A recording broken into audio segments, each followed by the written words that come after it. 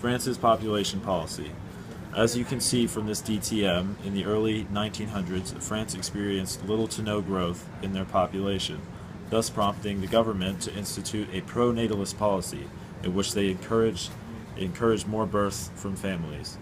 In order to do this, the government paid mothers cash incentives to stay at home and raise more children, and they also banned the sale of contraceptives for a short period of time.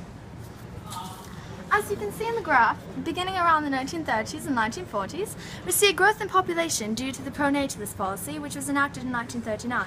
Within the next 37 years, birth rates and death rates are projected to remain fairly steady, allowing France's population to stabilize. As you can see from the population pyramids, in 1950, France's population was much lower than what it is in 2000. The population pyramid shows a fluctuation in age ranges and a higher DTM,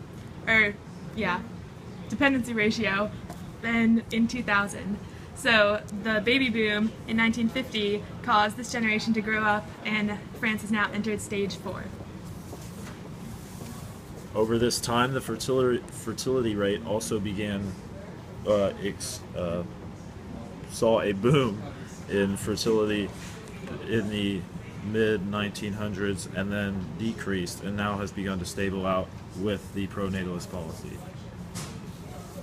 Looking at the ethnicities in France, you can see that currently there's a 92% native French population, which was helped along by the pro-natalist policy, because the immigration rate from other ethnic groups, which are only 2% and 1%, were not able to compensate from the growth in fertility that happened in 1939 from the pro-natalist policy.